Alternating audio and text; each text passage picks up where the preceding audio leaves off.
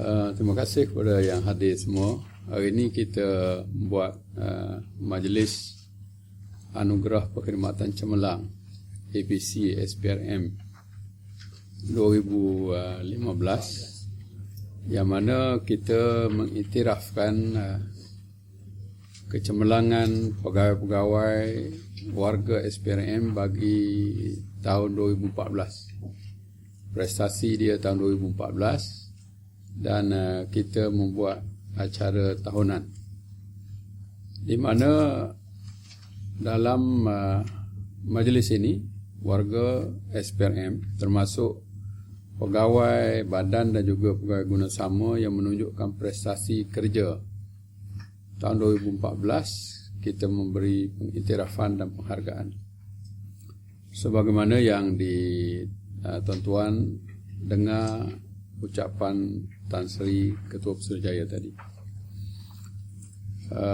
Pemilihan dibuat oleh pihak pengurusan tertinggi berdasarkan kepada pencapaian warga bagi tahun 2014 dan juga diperakukan oleh ketua mereka lah, iaitu pengarah-pengarah bahagian dan pengarah negeri, dan mereka ini bebas daripada tindakan tata tertib dan genap perkhidmatan 1 tahun dalam tahun 2014 yang lepas.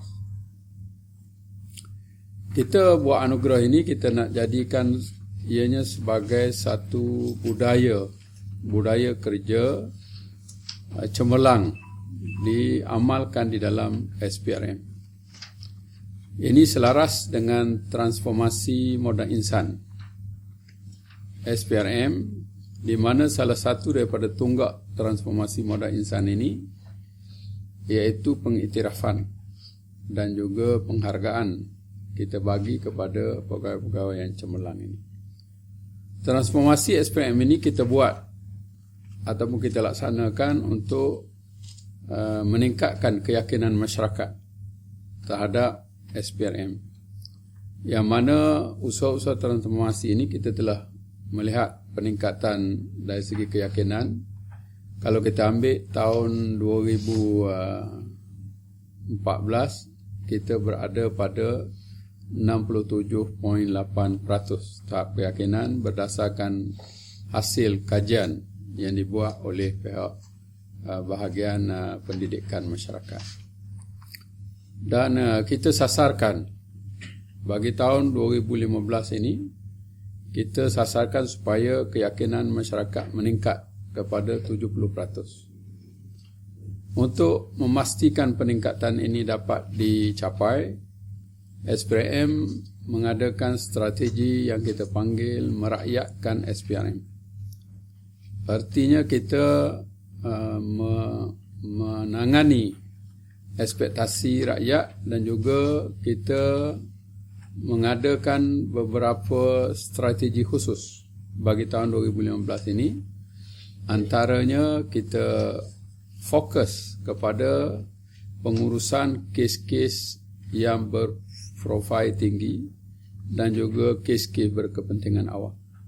Hasil daripada kajian tu kita dapati masyarakat hendak lihat kes-kes profil tinggi ini dan juga kes berkepentingan awam ini diurus sebaik mungkin dari sudut tugas-tugas SPRM.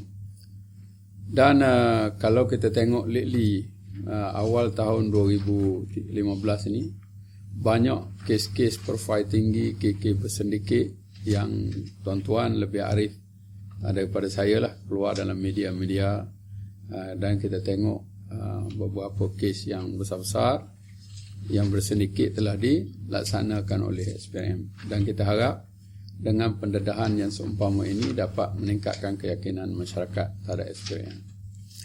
Yang kedua, perkara yang tidak kurang juga penting, strategi kita ialah kita buat engagement ataupun keterlibatan ahli-ahli politik dan juga NGO, kerana berdasarkan kajian yang dibuat oleh Global Barometer TI menunjukkan persepsi masyarakat terhadap ahli politik ini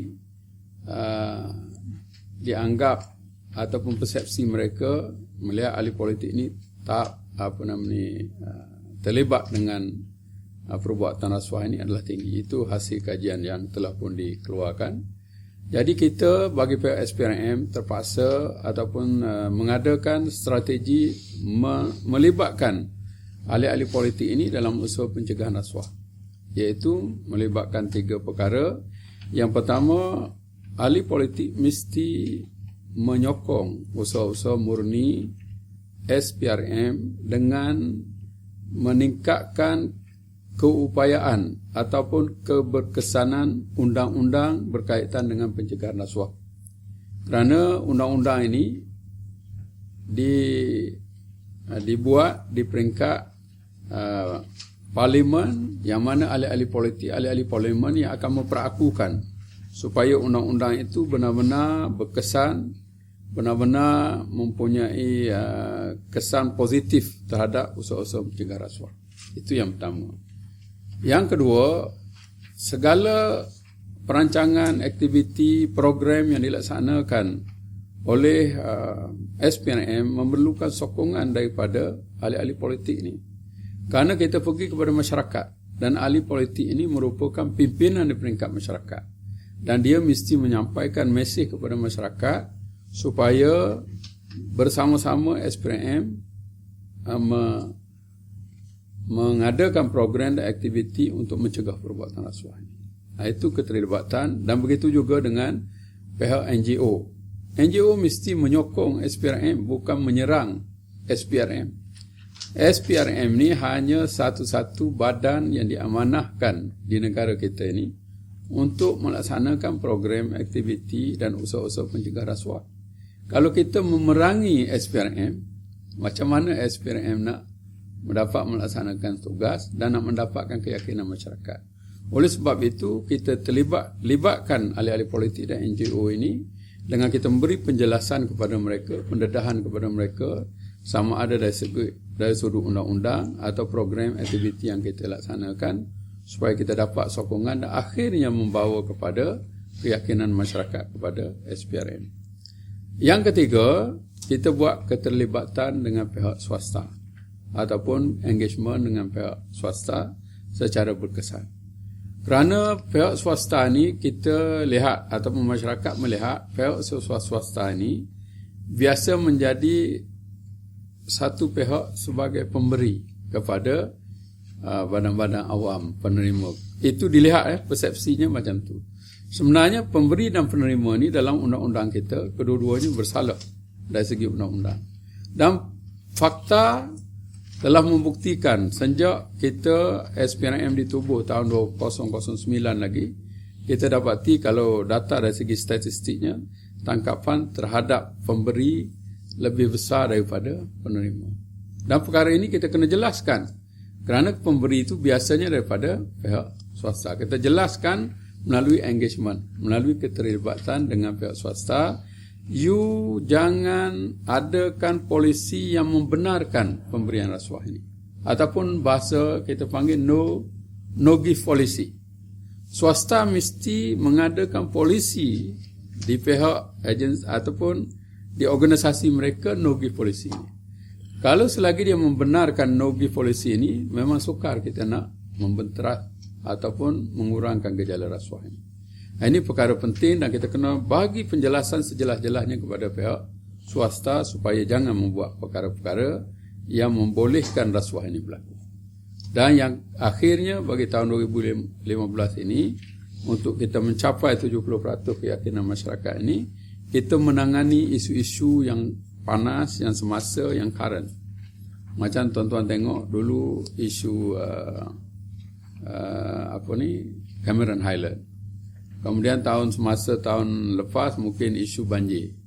Mungkin sekarang ni yang masih sedang bergolak isu 1MDB ke, atau perkara-perkara ini kita kena tangani secara yang sopan, yang beretika, secara yang baik. Masyarakat kena faham isu-isu itu, walaupun secara langsungnya bukan nampak direct tugas SPRM, tetapi sedikit sebanyak dia boleh memberi kesan kepada keyakinan masyarakat terhadap SPRM.